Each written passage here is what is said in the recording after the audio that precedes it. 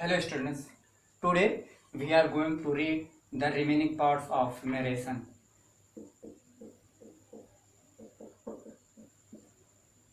I have taught you the fourth part of narration and today we are going to read the fifth part of narration. It is of imperative sentence. First of all, I would like to tell you the imperative sentence. What is imperative sentence? ठीक है, imperative sentence का मतलब होता है, ये imperative है, जैसे कि मैंने आपको बताया कोई भी वर्ब हो वो या तो नाउन होता है या फिर वर्ब होता है. ठीक है, तो इम्परेटिव जो आपका है वो क्या है? नाउन है. और इम्परेटिव शब्द किससे बना है? इम्परेट से बना है. इम्परेट क्या है? वर्ब है. ठीक है, ये इम्परेट आपका वर्ब है और इम्परेट से क्या बना हुआ है? इम्परेटिव बना हुआ है. इम्परेटिव का मतलब होता है नाउन और इम्परेटिव का मतलब होता है, हिंदी अर्थ होता है आज्ञा बोधक. ठीक है, और इम्परेट का मतलब होता है आज्ञा देना या लेना. ठीक है, टू गिव और टेक परमिशन. इसको हम कह सकते हैं ऑर्डर सेंटेंस. ठीक है, ऑर्डर या फिर कमांड सेंटेंस. अब देखिए, there are two types of imperative sentences. First is order sentence and second is request sentence. ठीक है, इम्परेटिव सेंटेंस जो है उसके दो काइंड होते हैं. पहला है ऑर्डर और दूसरा क्या है? Request sentence.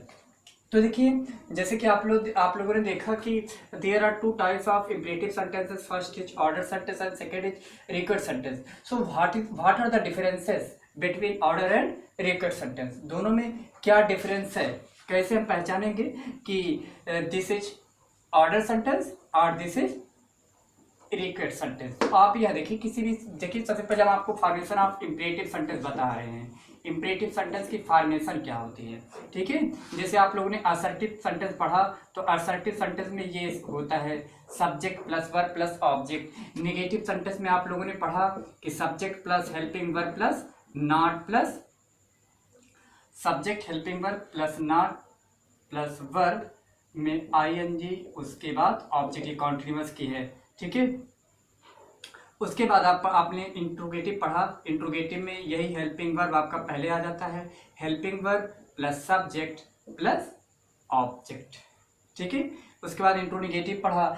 इस सब के बाद आपका इम्परेटिव आता है. इम्परेटिव जो होता है, इम्परेटिव में आपका वर्ब की फर्स्ट फॉर्म प्लस ऑब्जेक्ट. ये फॉर्मेशन आपकी किसकी है? इम्परेटिव सेंटेंस की है. And today we are going to read the same topic of imperative sentence. First of all I have told you that there are two types of imperative sentence, order sentence and request sentence. तो देखिए, what are the differences between order and request? It is order sentence and this is request sentence. अब देखिए differences. देखिए, अब जैसे सबसे पहले हम देखेंगे कि ये सेंटेंस आपका इम्परेटिव है या फिर नहीं है. तो देखिए, कोई भी सेंटेंस आप लीजिए. For example do it. I have taken an example of do it. ठीक है, डू इट आपका क्या है? सेंटेंस है, लेकिन किस टाइप का सेंटेंस है? इम्परेटिव है. क्यों? क्योंकि ये जो सेंटेंस आपका स्टार्ट हुआ है वो किससे स्टार्ट हुआ है? वर्ब की फर्स्ट फॉर्म से ना. तो यहाँ पे वर्ब के फर्स्ट फॉर्म से सेंटेंस स्टार्ट हुआ है. अब अगर कोई भी हम ले लेते हैं, जैसे यहाँ पे लिखा गया है कंप्लीट योर होमवर्क. ठीक है, यहाँ पे लिखा गया है कंप्लीट योर होमवर्क. तो ये आपकी वर्ब की फर्स्ट फॉर्म है और बाकी ये आपका क्या है? ऑब्जेक्ट. तो वर्ब की फर्स्ट फॉर्म प्लस ऑब्जेक्ट का आपका कौन सा सेंटेंस की फॉर्मेशन होती है? इम्परेटिव सेंटेंस की. ठीक है, इतना पहचाने आप. लेकिन अब आप देखिए what are the differences between order and request sentence. आपको यह देखना होगा, किसी भी सेंटेंस में अगर प्लीज, किसी भी इम्परेटिव सेंटेंस में अगर प्लीज, सर, मैडम या फिर काइंडली, अगर ये चारों वर्ड्स किसी इम्परेटिव सेंटेंस में हो, आगे पीछे बीच में कहीं भी किसी भी सिचुएशन में हो, तो वो क्या सेंटेंस होता है? रिक्वेस्ट सेंटेंस होता है. लेकिन अगर किसी इम्परेटिव सेंटेंस में प्लीज, सर, मैडम, काइंडली ये चारों वर्ड्स ना हो, तो वो कौन सा सेंटेंस होता है? ऑर्डर सेंटेंस होता है. ठीक है, एग्जाम्पल आप ले लीजिए. जैसे यहाँ पे डू इट है, इम्परेटिव सेंटेंस है, लेकिन इसमें ये चारों वर्ड्स में से कोई भी वर्ड नहीं आया है, तो वो कौन सा सेंटेंस हुआ? आपका ऑर्डर सेंटेंस हुआ. और अगर हम इस पे लगा देते हैं, मान लीजिए एग्जांपल लगा दिए प्लीज का, प्लीज डू इट, तो ये प्लीज वर्ड आ गया, तो ये कौन सा सेंटेंस हो गया? आपका रिक्वेस्ट सेंटेंस हो गया. ठीक है, अगर ऐसे कर लेते हैं कि कंप्लीट योर होमवर्क मैडम. ठीक है, तो मैडम लगा तो ये भी आपका रिक्वेस्ट सेंटेंस हो गया। या फिर हम ऐसे लगा देते हैं, काइंडली कंप्लीट योर वर्क, कृपया अपना कार्य पूर्ण करिए। तो ये भी कौन सा सेंटेंस हुआ, इंपरेटिव का हुआ, लेकिन इंपरेटिव का कौन सा सेंटेंस, रिक्वेस्ट सेंटेंस, ठीक है ना। अब देखिए जब आप लोगों ने ये पहचाना तो now I am going to teach you how to change direct into indirect form of speech taking the example of imperative sentence. तो यहाँ पे हम सेंटेंस लेते हैं, कोई भी सेंटेंस ले लेते हैं। मान लीजिए एग्जांपल दिया गया है, राम सेड टू मी, और रिपोर्टेड स्पीच में कर दिया जाएगा आपका कि सिंग माई सॉन्ग नाउ, ठीक है, ये सेंटेंस है। And the rule says that before going to change direct into indirect form of speech we should find out the parts of reported speech, the sentence of reported speech. अब देखिए ये sentence जो reported speech का है वो किसमें है, verb की फर्स्ट फॉर्म से स्टार्ट है, तो ये इंपरेटिव है। लेकिन इंपरेटिव दो टाइप का होता है, एक ऑर्डर होता है और एक रिक्वेस्ट होता है। तो रिक्वेस्ट में प्लीज सर मैडम काइंडली कहीं भी नहीं लगा है, तो जाहिर सी बात है ये आपका कौन सा सेंटेंस है, ऑर्डर सेंटेंस है। और जब ऑर्डर सेंटेंस हो तो रिपोर्टिंग वर्ब सेड टू को हम चेंज कर देते हैं किसमें, ऑर्डर्ड में, ठीक है। डायरेक्टली आप ऑर्डर में चेंज करिए, ठीक है। तो आपने क्या किया, राम सेड टू को किसमें चेंज किया गया, ऑर्डर्ड में, राम ऑर्डर्ड मी। अब आप क्या करेंगे, ये जो इन्वर्टेड कॉमा हटाने के बाद आप दैट लगाते थे, आप इफ लगाते थे, इसका प्रयोग नहीं किया जाएगा। तब किसका प्रयोग किया जाएगा, आप इसी वर्ब के फर्स्ट फॉर्म के पहले क्या लगा दीजिए, टू लगा दीजिए, ठीक है।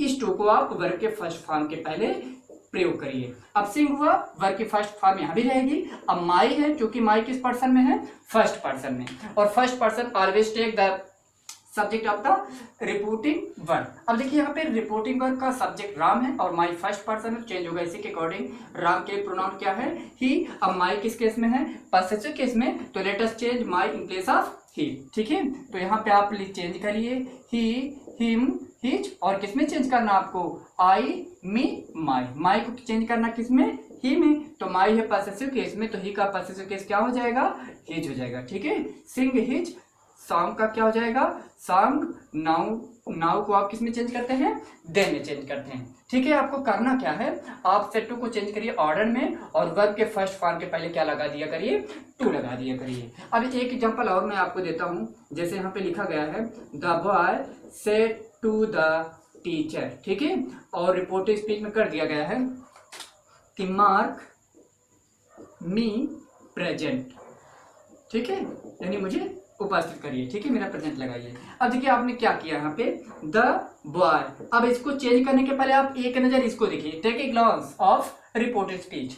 आपने देखा कि ये सेंटेंस आपका है इंपरेटिव, लेकिन प्लीज सर काइंडली मैडम नहीं लगा है, तो डायरेक्टली ये सेंटेंस किस में हुआ, ऑर्डर में। तो सेड टू को आप किस में चेंज कर रहे हैं, ऑर्डर्ड में चेंज कर रहे हैं ना। द बॉय ऑर्डर्ड टीचर, ये चूंकि भाव उल्टा हो रहा है तो हम यहाँ पे कुछ और कर रहे हैं, ठीक है। यहाँ पे कर देते हैं द प्रिंसिपल, ठीक है, the principal said to teacher. अब देखिए अब यहाँ पे द बॉय का हो जाएगा the principal order teacher, TEACHER।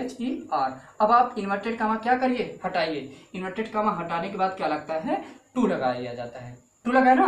अब ये आपका जो वर्ब है, इस वर्ब को हम उसी फॉर्म में रहने देते हैं। अब मी है, मी फर्स्ट पर्सन है, तो चेंज होगा प्रिंसिपल में, यानी सब्जेक्ट में, तो इसका प्रोनाउन क्या होगा, ही। तो मी को हम किस में चेंज करेंगे, ही में, तो मी को आप ही में चेंज करिए। मी जिस केस में है उस केस में आप ही को लेके आएंगे, क्या हो जाएगा, हिम हो जाएगा, ठीक है ना। तो आपका यहाँ पे क्या हो गया, हिम। प्रेजेंट का क्या हो जाएगा, प्रेजेंट। इस तरीके से आपने ऑर्डर सेंटेंस को डायरेक्ट से इनडायरेक्ट स्पीच में चेंज करना सीखा। अभी आगे भी, और ये इंपरेटिव सेंटेंस आगे भी है, इसमें लेट आता है, लेट के साथ अस आता है, मी आता है, यानी और भी तरीके के अभी इंपरेटिव सेंटेंस है। अभी हमने आपको ऑर्डर सेंटेंस बताया। अब आप देखिए how to change request sentence from direct into indirect speech, ठीक है। अब आप रिक्वेस्ट सेंटेंस देखिए कैसे चेंज होता है डायरेक्ट से इनडायरेक्ट में। रिक्वेस्ट सेंटेंस की सबसे बड़ी परिभाषा जो होती है, पहचान होती है, वो उस सेंटेंस में आपका आता है प्लीज, सर, मैडम या फिर काइंडली, ठीक है ना। तो यहाँ पे आपको हम एक एग्जांपल देते हैं, जैसे लिखा गया है, the beggar said to the owner, ठीक है, said to the land owner, और रिपोर्टेड में कर दिया जाए please give me some food. ठीक है, please give me some food. Who said to whom? The beggar said to the land owner. ठीक है, अब आप क्या करेंगे, द बेगर आपने यहाँ पे लिखा। अब देखिए फर्स्ट ऑफ ऑल आप ये एक नजर देखिए, मैंने कहा था। अब जब देखिए यहाँ पे रिपोर्टेड स्पीच में प्लीज सर मैडम काइंडली चारों में से कोई वर्ड लगा है, तो आप करेंगे क्या कि उस रिपोर्टिंग वर्ब सेट टू को आप किस में चेंज कर देते हैं, रिक्वेस्टेड में चेंज कर देते हैं। तो सेट टू किस में चेंज हुआ, रिक्वेस्टेड में चेंज हो जाएगा। ध्यान दीजिएगा, अगर प्लीज सर मैडम काइंडली ये वर्ड्स आपका लगा हुआ हो रिपोर्टेड स्पीच में, तो आप रिपोर्टिंग वर्ब सेड या फिर सेट टू को किस में चेंज कर देते हैं, रिपोर्टेड स्पीच में चेंज कर देते हैं। अब यहाँ पे रिक्वेस्टेड है, उसके बाद क्या लगाया जाएगा, द लैंड ऑनर। ठीक है ना, अब आप इन्वर्टेड कामा हटाइए और क्या लगाइए, टू लगा दीजिए। किसके बाद, किसके पहले लगाइए, टू इसी वर्ग के पहले लगा दीजिए। और जो प्लीज है ये आपका इसी में आ जाएगा, और आपने क्या किया, प्लीज को रिमूव कर दिया। ठीक है, आप इन्वर्टेड कामा हटाइए, टू लगाइए और वर्ग को उसी फॉर्म में रख दीजिए। अब मी को चेंज करना है, मी है फर्स्ट पर्सन में चेंज होगा, बेगर यानी ही। तो आप देख लीजिए, मी ऑब्जेक्टिव केस में है तो ही का ऑब्जेक्टिव केस क्या हो जाएगा, हिम हो जाएगा। तो आपने क्या लिखा है यहाँ पे, हिम, उसके बाद हो जाएगा सम का सम, फूड का क्या हो जाता है, फूड। ठीक है, इस तरीके से। अब देखिए यहाँ पे कुछ सेंटेंसेस ऐसे दिए रहते हैं, जैसे यहाँ पे आपने देखा कि ऑब्जेक्ट था, लेकिन कभी कभी कुछ सेंटेंस रिपोर्टिंग वर्ब में होता क्या है कि उसमें ऑब्जेक्ट ना होकर के रिपोर्टेड स्पीच में हो जाता है, जिसको हम कहते हैं वोकेटिव केस में। ठीक है, तो उसको हम कैसे सॉल्व करते हैं, जैसे यहाँ पे सेंटेंस दिया गया कि राम सेड, उसके बाद है यहाँ पे कर दिया जाए कि काइंडली स्टैंड अप, और रिपोर्टेड स्पीच किसको कहा जाए, राधा। ठीक है, अब देखिए, अब राम सेठ, राम ने कहा, किसको कहा, राधा को कहा। राम ने किसको कहा, राधा को कहा। तो राम का ऑब्जेक्ट क्या था इस सेंटेंस का, इस सेंटेंस का ऑब्जेक्ट क्या था, राधा था। यानी राम ने किसको कहा होगा, एक खड़े होने के लिए राधा से कहा होगा। तो इस राधा को जो कि ऑब्जेक्ट है, इसको डायरेक्टली यहाँ ना दे करके वो इनडायरेक्ट में दे रहा है, कहाँ पे, रिपोर्टेड स्पीच में। तो फर्स्ट ऑफ ऑल क्या करते हैं, हम राधा को बनाते हैं ऑब्जेक्ट, और जब राधा को ऑब्जेक्ट बनाते हैं तो चूंकि राधा इनडायरेक्ट ऑब्जेक्ट है, इसके लिए इसके पहले क्या लग जाता है, टू। और चूंकि यहाँ पे काइंडली लगा हुआ है तो डायरेक्टली हम सेट टू को किस में चेंज कर देते हैं, रिक्वेस्टेड में चेंज कर देते। तो राम रिक्वेस्टेड राधा, ये हटा के क्या लगाइए, टू, और काइंडली प्लीज सर मैडम आप हटा दीजिए। तो हटा ना, जो वर्ब है उस वर्ब को हम उसी तरीके से रख देते हैं। तो इस तरीके से this is how you know that we can change direct into from direct into indirect form of speech using requested in place of said to, while please sir madam or kindly words in used in reported speech। ठीक है, इस तरीके से आप लोगों ने ये समझा। अब देखिए क्या करेंगे आप, अब चूंकि मैंने आपको बताया कि जो इम्परेटिव सेंटेंस हैं उसके और भी काइंड हैं, तो और भी काइंड में जो है वो आपका कई तरीके का आता है। कभी कभी क्या होता है कि उसमें लेट के साथ अस का प्रयोग दिया जाता है ना। अब आप देखिए क्या करेंगे, यूज ऑफ लेट अस। ठीक है, यूज ऑफ लेट अस। अब देखिए क्या होता है यूज ऑफ लेट अस में, जैसे कहा गया है कि राम सेड टू मी। ठीक है, राम सेड टू मी, और रिपोर्टेड स्पीच में क्या कर दिया जाए कि let us play cricket, let us play cricket. अब आप क्या करेंगे, देखिए आप सबसे पहले यह देखिए कि लेट के साथ जब अस आता है तो डायरेक्टली इसका क्या मतलब होता है, प्रपोजल केस। ठीक है, प्रपोज किया जाता है, सुझाव दिया जाता है। उसके बाद हम क्या करेंगे, जब सुझाव दिया जाता है लेट के साथ अस आया हुआ हो तो सेट टू को हम किस में चेंज करते हैं, प्रपोज्ड में चेंज करते हैं। ठीक है, जब रिपोर्टेड स्पीच में लेट अस आया हो तो हम किस में चेंज करते हैं, सेट टू को प्रपोज्ड में। उसके बाद क्या हो जाता है, यहाँ पे जो ऑब्जेक्ट का ऑब्जेक्ट ही रहता है, फिर इन्वर्टेड कामा हम हटा देते हैं, और इन्वर्टेड कामा हटाने के बाद हम किसका प्रयोग करते हैं, दैट का प्रयोग करते हैं। ठीक है, दैट का प्रयोग हुआ ना। अब आप क्या करेंगे, अब जब जहां पे दैट लगा है वहां पे आपका क्या हो जाएगा, लेट हट जाता है। अब जब लेट हटा तो ये बचा क्या, अस। अब अस यहाँ पे बचा है, अस किस केस में है, ऑब्जेक्टिव केस में है। और जो अब यहाँ पे देखिए लेट हट गया है, अब आपका बचा है अस प्ले क्रिकेट, और अस जो है वो ऑब्जेक्टिव केस में है। अब जैसे कोई भी सेंटेंस होता है वो इस तरीके से शुरू होता है, subject plus verb plus object. इस तरीके से नहीं होता कि object plus verb plus subject, है कि नहीं। अब सब्जेक्ट प्लस है तो हम क्या करेंगे, अस को हम बना लेंगे किस रूप में, सब्जेक्टिव रूप में बना लेंगे, सब्जेक्टिव केस में। तो अस का सब्जेक्ट क्या हो जाएगा, वी। और इस तरीके से जब अस का सब्जेक्ट वी हो जाएगा तो वी चूंकि किस पर्सन में है, फर्स्ट पर्सन में। और फर्स्ट पर्सन किस में चेंज होता है, सब्जेक्ट में। सब्जेक्ट क्या है, राम यानी ही है। जब सब्जेक्ट ही है तो हम क्या करेंगे, वी को चेंज करेंगे ही में। अब वी प्यूलर में है तो ही सिंगुलर में है, तो ही का प्यूलर क्या हो जाएगा, वी के स्थान पर दे। तो हम इसमें क्या लिखते हैं, दे लिखते हैं। अब क्या होगा, अस का आपने वी किया, वी का दे किया। अब देखिए वर्ब के फर्स्ट फॉर्म के पहले आप किसका प्रयोग करिए, शुड का प्रयोग कर दिया करिए। ठीक है, शुड का प्रयोग हुआ, फिर प्ले का क्या करेंगे, फर्स्ट फॉर्म में ही रखेंगे। क्रिकेट का क्या हो जाएगा, क्रिकेट ही हो जाएगा। ठीक है, इसी तरीके से आप देखिए कि जब रिपोर्टिव स्पीच में लेट अस का प्रयोग हुआ हो तो रिपोर्टिव वर्ब को हम चेंज कर देते हैं प्रपोज्ड में। उसके बाद इन्वर्टेड कामा हटाने के बाद क्या लगाते हैं, दैट लगाते हैं। दैट लगाने के बाद लेट हटा, और जब लेट हटा तो आपका बचा ये ऑब्जेक्टिव केस। और जब ऑब्जेक्टिव केस अस का है, अस बचा है, तो अस को हम बना लेंगे सब्जेक्टिव केस में वी, और वी है फर्स्ट पर्सन में, चेंज होगा सब्जेक्ट में, सब्जेक्ट है ही। अब चूंकि वी प्यूलर है और ही सिंगुलर है तो वी प्यूलर है तो वी के जगह हम ही का प्यूलर देंगे तो क्या हो जाएगा, दे। और वी प्यूलर में है, सब्जेक्टिव केस में है तो दे भी सब्जेक्टिव केस में है, तो यहाँ पे हम दे लिख देते हैं। और वर्ब के फर्स्ट फॉर्म के पहले किसका प्रयोग कर देते हैं, शुड का प्रयोग कर देते हैं। एक एग्जांपल और देख लीजिए, जैसे यहाँ पे लिखा गया है, सीता सेड टू हिम, और रिपोर्टेड स्पीच में कर देते हैं लेट अस रन। ठीक है, लेट अस रन। अब क्या करते हैं, सीता और लेट अस आया है तो डायरेक्टली हम इसको किस में चेंज कर देते हैं, प्रपोज्ड में। हिम हुआ, ये हटा के क्या लगाते हैं, दैट। लेट हटा, अस को हम चेंज कर देंगे किसमें, वी में। वी चेंज होगा सीता में। जब ये प्यूलर है तो सीता यानी थर्ड पर्सन का प्यूलर क्या हो जाता है, दे हो जाता है, दे हुआ। और रन यानी वर्ब के फर्स्ट फॉर्म के पहले हम किसका प्रयोग कर देते हैं, शुड का प्रयोग कर देते हैं। ठीक है, इस तरीके से आपने लेटस का देखा कि कैसे आप लेटस को, जब लेटस वाला सेंटेंस आपका रिपोर्टेड स्पीच में आता है तो आप कैसे इसको इनडायरेक्ट स्पीच में चेंज करते हैं। अब देखिए कभी कभी जो रिपोर्ट आपका आता है इंपरेटिव सेंटेंस का ऑर्डर में, आपने अभी देखा था दूसरे असर्टिव सेंटेंस यानी इंपरेटिव का असर्टिव, जिसमें कोई भी नॉट शब्द ना लगा हो, डिनाई ना किया गया हो। अब देखिए आप कैसे देखेंगे, जब रिपोर्टेड स्पीच में डोंट आता हो। ठीक है, जब रिपोर्टेड स्पीच में हमका क्या है, डोंट आए। अब आपने देखा, अभी आपने देखा कि स्टैंड अप, ये देखा, लेकिन जब इस तरीके का आए कि डोंट स्टैंड अप, ठीक है, इस तरीके का सेंटेंस जैसे क्या आए कि the teacher said to the boy. ठीक है, और रिपोर्टेड स्पीच में क्या कर दिया जाए, don't make a noise in my class.